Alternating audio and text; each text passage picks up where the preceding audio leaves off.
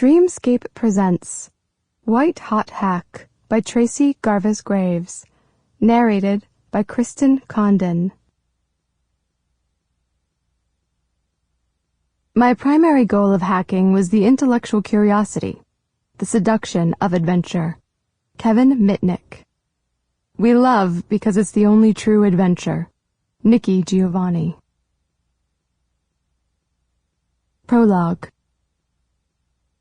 The man in the business suit looked up from his phone when the tall blonde pushed through the glass doors of the office building, the rapid clicking of her high heels reverberating through the lobby as she hurried toward the receptionist. She hoisted her shoulder bag a little higher and set a cup of coffee and sheet of paper on the counter. "I have a 10 o'clock interview with Christopher Hill. I'm so sorry I'm late. There was an accident on the Beltway." She sounded panicked and slightly out of breath. He watched her with interest from his seat directly across from the reception desk. Arriving 30 minutes early for his appointment had left him with a severe case of boredom, and he welcomed the distraction. "Please have a seat. I'll let Mr. Hill know you're here," the receptionist said. As the woman turned to go, her elbow hit the coffee cup.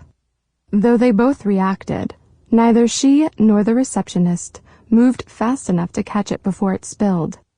There wasn't enough coffee left in the cup to make a truly embarrassing mess, but it was enough to ruin the piece of paper lying on the counter.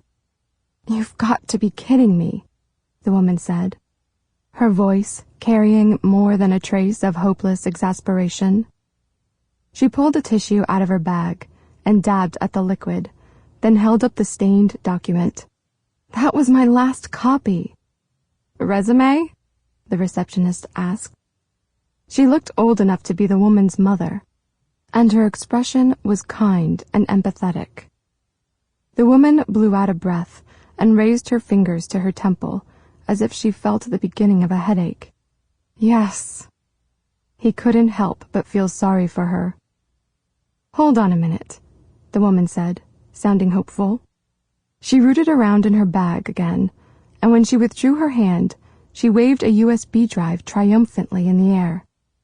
"I have the document saved on this. Could you please print me another copy? I hate not having my employment information at my fingertips, and I really need to nail this interview, especially since I'm late." The receptionist hesitated, as if she seemed a bit uncomfortable with the request. But before she could protest, the woman leaned over the counter and pressed the USB drive into her palm. Sample complete.